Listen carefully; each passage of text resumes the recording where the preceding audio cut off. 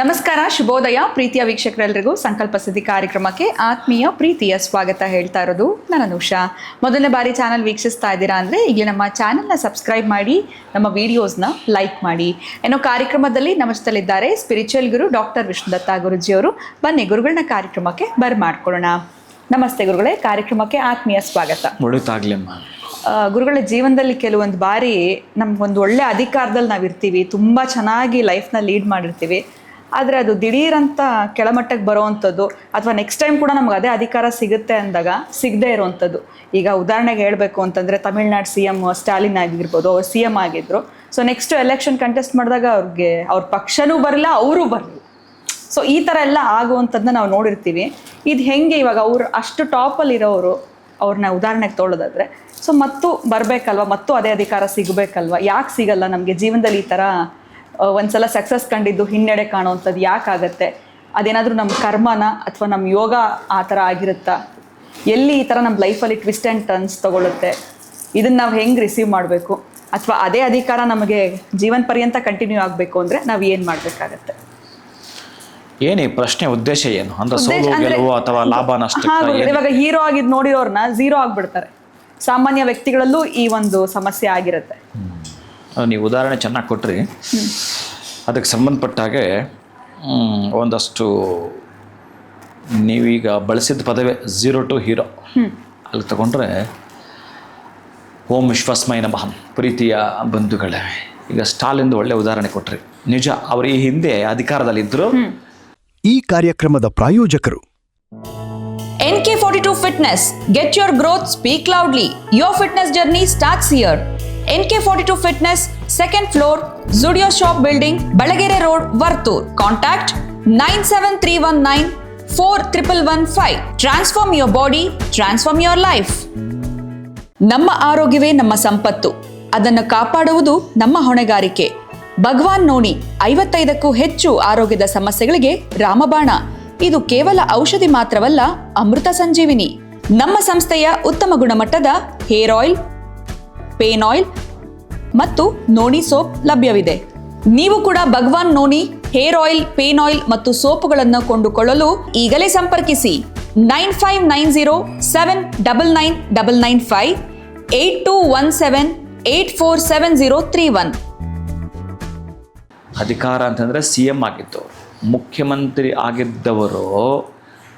ಆ ಮುಖ್ಯಮಂತ್ರಿ 5 ವರ್ಷಗಳ ಆಡಳಿತ ಮಾಡಿದ ಮೇಲೆ ಅಷ್ಟು ಆಮೇಲೆ ಚೆನ್ನಾಗಿ ಮಾಡಿದ್ದಾರೆ ಅಂತ ಜನರು ಟಾಕ್ ಇದೆ ಅಲ್ಲಿ. ಹೌದು, 5 ವರ್ಷಗಳ ಅಧಿಕಾರದಲ್ಲಿದ್ದಾಗ ಬಹಳಷ್ಟು ಸರ್ವಿಸನ್ನು ಅವರ ರಾಜ್ಯಕ್ಕೆ ಕೊಟ್ಟಿದ್ದಾರೆ ಅಂತಕ್ಕಂಥದ್ದು ಕೂಡ ಜನ ಮಾತಾಡ್ತಾರೆ. ಅವ್ರೇನಾದರೂ ಆಗಿರಲಿ, ವೈಯಕ್ತಿಕ ನಾವು ಮಾತಾಡೋದು ಬೇಡ. ನಮಗೇನು ಬೇಕು ಅಂದರೆ ಅಭಿವೃದ್ಧಿ ಬೇಕು, ರಾಜ್ಯದ ಅಭಿವೃದ್ಧಿ ಬೇಕು ಅಂತಂದಾಗ ಪಕ್ಷಪಾತವಿಲ್ಲದೆ ಮಾಡಿರೋದು ಕೆಲವೊಂದು ಕಾಣಿಸ್ತು. ಬಟ್ ಕೆಲವೊಂದು ಮಾಡಿರ್ತಾರೆ, ಅದು ಏನು ಮಾಡೋಕ್ಕಾಗಲ್ಲ. ಬಹುಶಃ ಅವರ ಹುಟ್ಟು ಗುಣಗಳು ಕೆಲವಿರ್ತವೆ.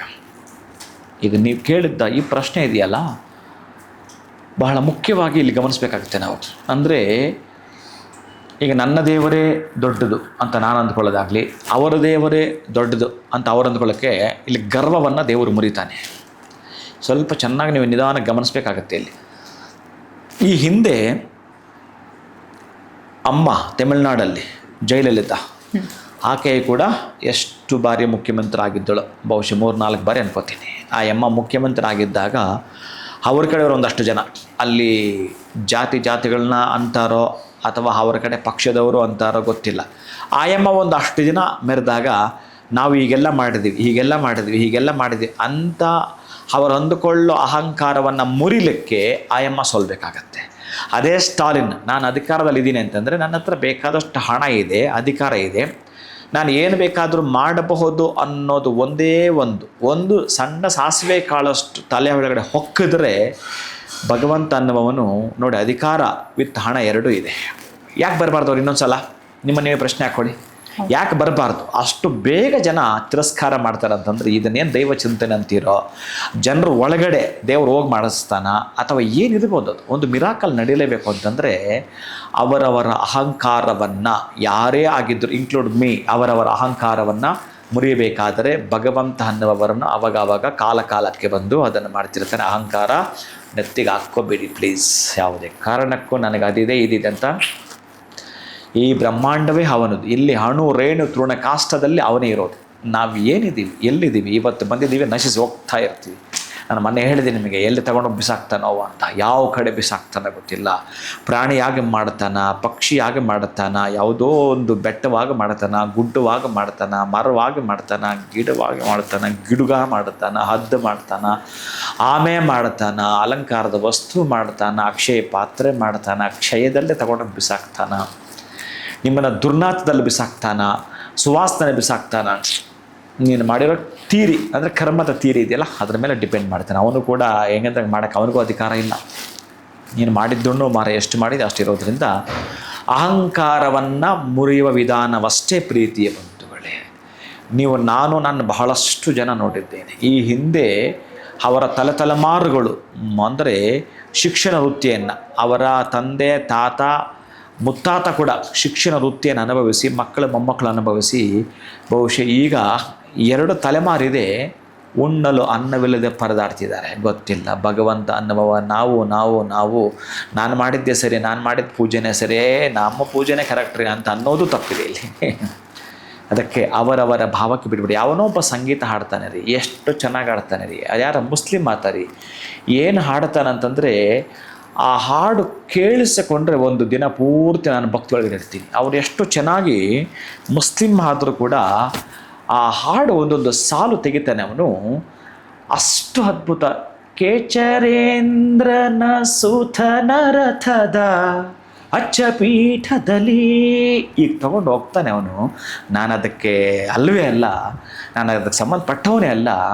ಬಹುಶಃ ನಾನು ಕಾಗೆ ಹಾಡ್ದಂಗೆ ಆಡ್ತೀನಿ, ಅವನು ಕೋಗಿಲೆ ಆಡ್ದಂಗೆ ಆಡ್ತಾನೆ. ಮುಸ್ಲಿಂ ಅಂತ ನೀವು ಬಳಸೋದು, ಕ್ರಿಶ್ಚಿಯನ್ ಅಂತ ನೀವು ಬಳಸೋದು, ಹಿಂದೂ ಅಂತ ಬಳಸೋದು ನೀವು ಮಾಡ್ಕೊಂಡಿದ್ದದು. ಭಗವಂತ ನಿಮಗೆ ಯಾವುದು ಪುಸ್ತಕ ಕೊಡಲೇ ಇಲ್ಲ, ಯಾವುದೂ ಕೊಡಲೇ ಇಲ್ಲ, ಇದು ಬರಕೋ ಅಂತ. ಅದಕ್ಕೆ ನಾವು ಮಾಡ್ತಿದ್ದೀವಿ. ಇದಕ್ಕೆ ಅವರವರ ಗರ್ವವನ್ನು ಮುರಿಲಿಕ್ಕೆ ಬರುತ್ತಾನೆ. ನೀವು ಲಾಭದಲ್ಲಿ ದೊಡ್ಡ ಮಟ್ಟದ ಮೇರು ಹತ್ತಿರಿ, ನೀವು ನಟನೆಯಲ್ಲಿ ದೊಡ್ಡ ಮಟ್ಟದ ಮೇರು ಹತ್ತಿರಿ, ನೀವು ರಾಜಕೀಯ ದೊಡ್ಡ ಮಟ್ಟದ ಮೇರು ಹತ್ತಿಬಿಡಿ, ಪರವಾಗಿಲ್ಲ. ಅಹಂಕಾರ ತಲೆಗೆ ಹಾಕ್ಕೊಂಡ್ರೆ, ಯಾಕಂದರೆ ಇವ್ರಿಗೊಂದ್ಸಲ ಅವ್ರಿಗೊಂದ್ಸಲ ಅವಕಾಶ ಕೊಡಬೇಕಲ್ಲ. ಯಾಕಂದರೆ ಇವ್ರಿಗೂ ಮತ್ತೆ ಅಹಂಕಾರ ಬರುತ್ತೆ. ಈಗ ಯಾರು ವಿಜಯಂತ ಬಂದಿದ್ದಾರೆ, ಮತ್ತು ಇವನಿಗೆ ಬಂದೇ ಬರುತ್ತೆ ಅಹಂಕಾರ. ಅಧಿಕಾರ ಅನ್ನೋದೇ ಹಾಗೆ, ಅದು ಏನಂತಾರೆ ಗೊತ್ತಿಲ್ಲ, ಅದು ಹ್ಯೂಮನ್ ಬೀಯಿಂಗ್ ಸಿಸ್ಟಮ್ ಇರೋದೇ ಹಾಗೇನೇನೋ. ಅಧಿಕಾರ ಬಂತು ಅಂದರೆ ಅಹಂಕಾರ, ಅದ್ರ ಜೊತೆಗೆ ಅದು ಬಹುಶಃ ಅಂಟ್ಕೊಂಡ್ಬಿಟ್ಟಿರುತ್ತೆ. ಅದೊಂಥರ ಹೇಗಿದೆ, ನಮ್ಮ ನೆರಳಿದ್ದಂಗೆ, ಅದು ಬಂದೇ ಬರುತ್ತೆ. ಇವನ ಅಹಂಕಾರ ಇಳಿಸ್ಬೇಕೋ ಮತ್ತು ಅವನು ಬರಬೇಕು, ಇದೇ ಇರುತ್ತೆ, ಎರಡೂ ಇರುತ್ತೆ. ನಾನೇ ಅಂದರೆ ಅಲ್ಲಿಗೆ ಅದ್ರ ಅರ್ಥ ಏನು ಗೊತ್ತಾ, ಇವನು ಪೂಜಿಸಿದ ದೇವರನ್ನೇ ಇಷ್ಟಪಡೋಕೆ ಹೋಗ್ತಾರೆ, ಅದ್ರ ಡಮ್ಮಿ ಆಗಿಬಿಡುತ್ತೆ. ಹಾಗಾಗಿ ಎರಡು ಬ್ಯಾಲೆನ್ಸ್ ಮಾಡೋದೇ ಭಗವಂತ. ನಿಮ್ಮ ಕನಸು, ನಿಮ್ಮ ಜೀವನ, ನಿಮ್ಮ ಬದುಕು ಅನ್ನೋ ರಥಕ್ಕೆ 2 ಚಕ್ರಗಳು, ಲಾಭ ನಷ್ಟನವು. ಅವೆರಡು ಕರೆಕ್ಟಾಗಿ ನೀವು ತಗೊಂಡು ಹೋಗಲೇಬೇಕಾಗತ್ತೆ ಅವರವರ ಅಹಂಕಾರವನ್ನು ಮುರಿಲಿಕ್ಕೆ. ಈ ಅಹಂಕಾರವನ್ನು ತಪ್ಪಿಸಿಕೊಳ್ಳಲಿಕ್ಕೆ ನೀವು ತಲೆಬಾಗೋದು ಬಿಟ್ಟರೆ ಬೇರೆ ಯಾವುದು ಇದಕ್ಕೆ ಮೆಡಿಸಿನ್ ಆಗಲಿ ಮದ್ದಾಗಲಿ ಇರಬೇಕು. ಗುರುಗಳ ನನಗೆ ಅಹಂಕಾರವೂ ಬೇಕು, ಅಧಿಕಾರವೂ ಬೇಕು ಅಂತಂದರೆ ಅವನು ಹುಚ್ಚನ ಮಗ ಅಂತಾರೆ ಅವನನ್ನು. ಈ ಕಪ್ಪು ಕೋತಿ ಇದೆಯಲ್ಲ, ಈ ಕಪ್ಪು ಕೋತಿಯ ಹಾಲು ಒಂದು ಅಷ್ಟು ಹಿಂಡು ಬಿಟ್ಟು ಕುಡಿಸ್ಬಿಟ್ರೆ ಯಾವನಿಗನೊಬ್ಬ ಅವನು ಹುಚ್ಚು ಯಾವುದನ್ನು ಆಸ್ಪತ್ರೆಯಲ್ಲಿ ವಾಸಿ ಆಗಲಿ ನನ್ನ ಕೇಳಿ ನೋಡೋಣ. ಚಾನ್ಸೇ ಇಲ್ಲ, ಅವನು ಸಾಧ್ಯವೇ ಇಲ್ಲ ಅವನನ್ನು ಹುಚ್ಚಿನಿಂದ ಆಚೆ ಬರೋಕ್ಕೆ. ಅಂಥ ಹುಚ್ಚು ಇರಿದು ಬಿಡುತ್ತೆ. ನೋಡಿ ಎಷ್ಟು ಸೂಕ್ಷ್ಮ ಎಲ್ಲಿಟ್ಟಿದ್ದಾನಂತ. ಕಪ್ಪು ಕೋತಿಯ ಹಾಲನ್ನು ಕುಡಿದವನ ಹುಚ್ಚು ಬಿಡಿಸಲಿಕ್ಕೆ ಸಾಧ್ಯವೇ ಇಲ್ಲ, ಮದ್ದಿಲ್ಲ ಅದಕ್ಕೆ.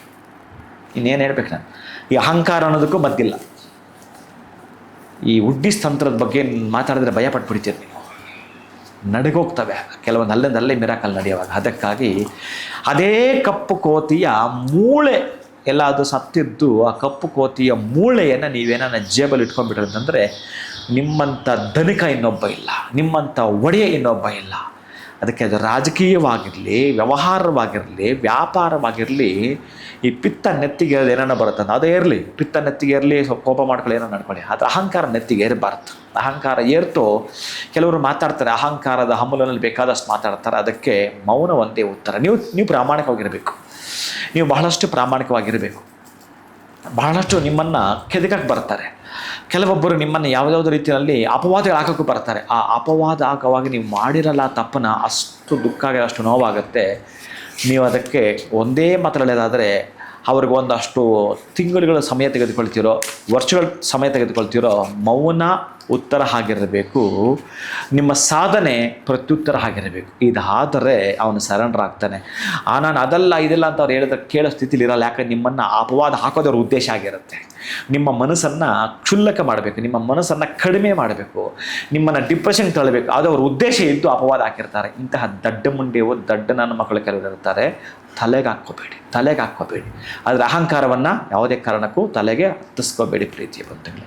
ಅದಕ್ಕೆ ನಾನು ಇದನ್ನು ಹೇಳ್ತಾ ಹೋದರೆ ಬಹಳ ರಾಮಾಯಣಕ್ಕೆ ಹೋಗ್ಬಿಡ್ತೀನಿ, ಮಹಾಭಾರತಕ್ಕೆ ಹೋಗ್ಬಿಡ್ತೀನಿ, ಎಲ್ಲೆಲ್ಲೂ ಹೋಗ್ಬಿಡ್ತೀನಿ ನಾನು. ಅಹಂಕಾರ ಬಂದರೆ ಏನಾಗುತ್ತೆ ಅಂತ. ಅದಕ್ಕೆ ನನಗೆ ಇಷ್ಟು ಸಾಕು ಅನ್ಕೊತೀನಿ. ಅಹಂಕಾರ ಸಲ್ಲದು. ಈ ಬಂದುಬಿಟ್ಟಿದೆ ಗುರುಗಳೇ ನಮಗೊಂದೊಂದ್ಸಲ ಕರ್ಮ ಏನು ಮಾಡೋದು, ಇನ್ಮೇಲೆ ಬರಬಾರ್ದು ಅಂತಂದರೆ, ಈ ಬಾಳೆ ಗಿಡ ಒಣಗಿರುತ್ತೆ ನೋಡಿ, ಆ ಒಣಗಿರೋ ಬಾಳೆ ಎಲೆಯಲ್ಲಿ ರಾಮನಾಮ ಬರೆದು ಬಿಟ್ಟು, ಒಣಗಿರೋ ಬಾಳೆ ಎಲೆ ಅದು ಗಿಡದಲ್ಲೇ ಒಣಗಿರ್ಬೇಕ್ರಿ.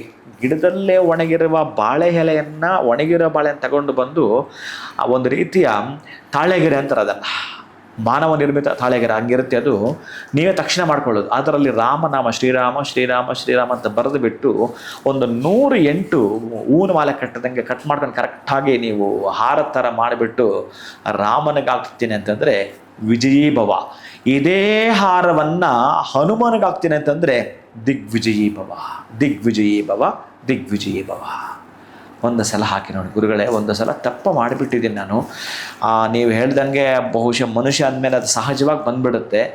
ಇನ್ನು ಮುಂದೆ ಯಾವತ್ತೂ ಬರಬಾರ್ದು ಗುರುಗಳೇ. ನಮಗೆ ಹಣ ಬರಲಿ, ಐಶ್ವರ್ಯ ಬರಲಿ, ಅಧಿಕಾರ ಬರಲಿ, ಅಹಂಕಾರ ಮಾತ್ರ ನನ್ನ ಕಾಂಪೌಂಡ್ ಒಳಗೂ ಬರಬಾರ್ದು ಗುರುಗಳೇ. ಈ ಕೆಲಸ ಮಾಡಿ ಆಗ ಬರಲ್ಲ. ನಿನಗೆ ಜನರ ಸೇವೆ ಮಾಡ್ತೀನಿ ಅಂತಂದರೆ ನಿನಗೆ ವಯಸ್ಸಿರೋ ತನಕ ಅಧಿಕಾರ ನಿನ್ನದೇ. ಆದರೆ ತಪ್ಪಿ ಕೂಡ ಯಾರೋ ಪರ್ಫ್ಯೂಮ್ ಹಾಕ್ಕೊಂಡ ಸ್ಮೆಲ್ ಬರುತ್ತಲ್ಲ, ಅಷ್ಟು ಸ್ಮೆಲ್ಲು ಕೂಡ ಇರಬಾರ್ದು ನಿನಗೆ ಅಹಂಕಾರ ಅನ್ನೋದು. ಅಂದರೆ ಎಲ್ಲಿ ವಿನಯ ಸಂಪನ್ನನಾಗಬೇಕು, ಯಾವ ವಿದ್ಯೆ ಜೊತೆಗೆ ಎಷ್ಟು ವಿನಯ ಇರಬೇಕು, ಎಷ್ಟು ವಿನಯಕ್ಕೆ ಎಷ್ಟು ವಿದ್ಯೆ ಇರಬೇಕು, ಇವೆಲ್ಲವೂ ಕೂಡ ಕರಗತ ಮಾಡಿಕೊಂಡವನೇ ಅಂತಹ ಈ ಸಮಾಜಕ್ಕೆ, ಈ ಸೊಸೈಟಿಗೆ, ಈ ರಾಜಕೀಯದ ಮೂಲಕವೋ, ಆ ಶೈಕ್ಷಣಿಕ ಮುಖಾಂತರವೋ, ಆಧ್ಯಾತ್ಮಿಕಾಂತರವೋ ಒಂದು ವಿಷಯವನ್ನು ಕೊಡ್ತಾ ಬರಬೇಕು. ಈಗ ನಾನು ಬರೀ ನಿಮಗೆ ಜ್ಯೋತಿಷ್ಯವೇ ಬಹಳಷ್ಟು ಜನ ಕೇಳಿರ್ತೀನಿ, ನೀವು ಹೇಳ್ತಾನೇ ಇರ್ತಾರೆ. ನಾನೊಂದಷ್ಟು ಪುರಾಣಗಳನ್ನು, ಒಂದಷ್ಟು ವಿಷಯಗಳನ್ನು, ಒಂದಷ್ಟು ವೇದೋಕ್ತವನ್ನು, ಒಂದಷ್ಟು ಶಾಸ್ತ್ರೋಕ್ತವನ್ನು ರೂಢಿಗತ ಮಾಡಿಕೊಳ್ತಾ ಆ ಅನುಷ್ಠಾನವನ್ನು ಯಾಕೆ ಕೊಡ್ತಾ ಇದ್ದೇನೆ ಅಂತಂದರೆ, ಮೊನ್ನೆ ಯಾರೋ ಕೇಳಿದ್ರು ನನಗೆ, ಈ ಗುರುಗಳೇ ನಿಮ್ಮದು ವ್ಯೂವರ್ಸು ತುಂಬ ಇದೆ, ಬಟ್ ಸಬ್ಸ್ಕ್ರೈಬ್ ತುಂಬ ಕಡಿಮೆ ಇದೆ ಅಂತ ನನಗೆ ಯಾರೋ ಅಂದರು. ನನಗೆ ಅವೆಲ್ಲ ಗೊತ್ತಾಗಲ್ಲ ಕಣಯ್ಯ. ಆ ಸಬ್ಸ್ಕ್ರೈಬು ಗೊತ್ತಿಲ್ಲ, ಲೈಕು ಗೊತ್ತಿಲ್ಲ, ಬೈಕು ಗೊತ್ತಿಲ್ಲ. ನೀವು ಏನು ಮಾಡ್ತೀರೋ ಅದು ನಿಮಗೆ ಬಿಟ್ಟು. ನನಗೇನೊಂದು ಸಂದೇಶವನ್ನು ಕೊಡಬೇಕು. ಯಾರು ನೋಡ್ತಾರೋ, ತುಂಬ ಜನ ನೋಡಿದ್ರೆ ಅವ್ರಿಗೊಂದು ಗೌರವ ಕೊಡೋದು, ಅಥವಾ ತುಂಬ ಇಲ್ಲಾಂದ್ರೆ ಗೌರವ, ಇದು ಅಲ್ಲವೇ ಇದ್ರ ಒಳಗಡೆ ನಾನು ಬರಲ್ಲ. ಎಲ್ಲಿ ಬರ್ತೀನಿ ಅಂತಂದರೆ, ಯಾವ ಸಂಕಟಕ್ಕೆ ಯಾವ ಮದ್ದು ಅದಾಗಿರ್ತೀನಿ ನಾನು. ಅಷ್ಟು ಗೊತ್ತು ಬಿಟ್ಟರೆ ಆ ಸಿದ್ಧಿ ಅನ್ನೋದು ಇರುತ್ತೆ. ಹಾಗೆ ಇನ್ನು ನಮಗೆ ಗೊತ್ತಿಲ್ಲ. ಅದು ಯಾವ ರೀತಿಯಲ್ಲೂ ಕೂಡ ಮಾಡ್ಕೋಬೋದು. ಎಷ್ಟು ಸಬ್ಸ್ಕ್ರೈಬ್ ಮಾಡ್ಕೊಳ್ತಾರೋ, ಎಷ್ಟು ಲೈಕ್ ಮಾಡ್ಕೊಳ್ತಾರೋ, ಎಷ್ಟು ಶೇರ್ ಮಾಡ್ಕೊಳ್ತಾರೋ ಅವರಿಗೆ ಬಿಟ್ಕೊಳ್ತೀನಿ. ಇಲ್ಲಿ ಭಗವಂತ ಅನ್ನುವವನು ನಮಗೊಂದು ದಾರಿ ಮಾಡಿಕೊಡ್ತಾನಂತೆ. ಆ ದಾರಿಯಲ್ಲಿ ಹೋಗೋದಷ್ಟೇ ನಮ್ಮ ಕರ್ತವ್ಯ ಆಗಿರಬೇಕು. ಅದಕ್ಕೆ ಜೋತು ಬಿದ್ದು ತುಂಬ ಏನೇನೇನೋ ಮಾಡಕ್ಕೆ ಹೋಗಬಾರ್ದು. ನಿಮ್ಮ ಪಾಡಿಗೆ ನಡೀತಿರಬೇಕು. ಭಗವಂತ ಅನ್ನುವ ಅದನ್ನು ಹತ್ರಕ್ಕೆ ತರ್ತಾನೆ. ಹಾಗಿರುತ್ತೆ. ಒಟ್ಟಾರೆ ಅಹಂಕಾರ ಹೇಳೋದು ಬಿಟ್ಟು ಎಲ್ಲಿಗೆ ಹೋಗ್ತದೆ ಅನ್ನಿಸ್ತಾ ಇದೆ. ಅಹಂಕಾರವನ್ನು ತಲೆಗೆ ಹಾಕೋಬೇಡಿ ಪ್ರೀತಿ ಬಂಧುಗಳೇ. ಸೊ ಎಲ್ಲಿ ನಾವು ಎಡುತ್ತಾ ಇದ್ದೀವಿ ಅಂತಂದರೆ, ಯಾವುದಾದ್ರೂ ನಮಗೆ ಅಧಿಕಾರ ಸಿಕ್ಕಿದಾಗ ಅದ್ರ ಜೊತೆನಲ್ಲೇ ಬಂದ್ಬಿಡುತ್ತೆ ಅಹಂಕಾರ ಗೊತ್ತಿಲ್ಲದೆ. ಅದಕ್ಕೂ ಕೂಡ ತಿಳಿಸ್ಕೊಟ್ರಿ ನೀವು. ಅದು ಬಂತು ಅಂತಂದರೆ ನಾವು ಹೇಗೆ ಹಿಂದುಳಿತೀವಿ ಅಥವಾ ಹೇಗೆ ಆ ಒಂದು ಸ್ಥಾನವನ್ನು ಕಳ್ಕೊಳ್ತೀವಿ ಅನ್ನೋದನ್ನ ತಿಳ್ಕೊಂಡ್ವಿ. ಅಟ್ಲೀಸ್ಟ್ ಆ ಲೆವೆಲ್ಗೆ ಹೋಗಬಾರ್ದು, ನಾನು ಕರೆಕ್ಟ್ ರೀತಿಯಲ್ಲಿ ಇರಬೇಕು ಅಂದರೆ ಅದಕ್ಕೂ ಕೂಡ ಏನು ಮಾಡ್ಕೊಳ್ಬೇಕು ಅಂತ ತಿಳಿಸ್ಕೊಟ್ಟಿದ್ದೀರಾ. ಅಧಿಕಾರ ಸಿಕ್ತು ಅಂತ ಮೆರೆಯೋ ಅಂಥದ್ದಲ್ಲ. ಸೊ ಒಂದ್ಸರಿ ಹೀರೋ ಆದಮೇಲೆ ಹೀರೋ ಆಗೇ ಇರಬೇಕು ಅಂದರೆ ನಮ್ಮ ಒಂದು ಬಿಹೇವಿಯರ್ ಹೇಗಿರಬೇಕು ಅನ್ನೋದನ್ನ ಕೂಡ ಭಾಳ ಅಚ್ಚುಕಟ್ಟಾಗಿ ತಿಳಿಸ್ಕೊಟ್ರಿ ಗುರುಗಳೇ. ಧನ್ಯವಾದಗಳು ತಮಗೆ. ನಮಸ್ಕಾರ. ಹರೇ ಶ್ರೀನಿವಾಸ. ಇವತ್ತಿನ ವಿಡಿಯೋನ ಮುಗಿಸುವಂಥ ಸಮಯ ಆಗಿದೆ. ಮತ್ತೊಂದು ಹೊಸ ವಿಚಾರದೊಂದಿಗೆ ಮುಂದಿನ ವಿಡಿಯೋಲಿ ಭೇಟಿ ಮಾಡ್ತೀನಿ. ನಮಸ್ಕಾರ. ಈ ಕಾರ್ಯಕ್ರಮದ ಪ್ರಾಯೋಜಕರು NK42 Fitness. Get your growth, speak loudly. Your fitness journey starts here. NK42 Fitness, 2nd floor, Zudio Shop Building, Balagere Road, Vartur. Contact 973194115. Transform your body, transform your life. ನಮ್ಮ ಆರೋಗ್ಯವೇ ನಮ್ಮ ಸಂಪತ್ತು. ಅದನ್ನು ಕಾಪಾಡುವುದು ನಮ್ಮ ಹೊಣೆಗಾರಿಕೆ. ಭಗವಾನ್ ನೋಡಿ 55ಕ್ಕೂ ಹೆಚ್ಚು ಆರೋಗ್ಯದ ಸಮಸ್ಯೆಗಳಿಗೆ ರಾಮಬಾಣ. ಇದು ಕೇವಲ ಔಷಧಿ ಮಾತ್ರವಲ್ಲ, ಅಮೃತ ಸಂಜೀವಿನಿ. ನಮ್ಮ ಸಂಸ್ಥೆಯ ಉತ್ತಮ ಗುಣಮಟ್ಟದ ಹೇರ್ ಆಯಿಲ್, ಪೇನ್ ಆಯಿಲ್ ಮತ್ತು ನೋಣಿ ಸೋಪ್ ಲಭ್ಯವಿದೆ. ನೀವು ಕೂಡ Bhagwan noni hair oil, pain oil ಮತ್ತು ಸೋಪುಗಳನ್ನು ಕೊಂಡುಕೊಳ್ಳಲು ಈಗಲೇ ಸಂಪರ್ಕಿಸಿ 9590799995 8217847031.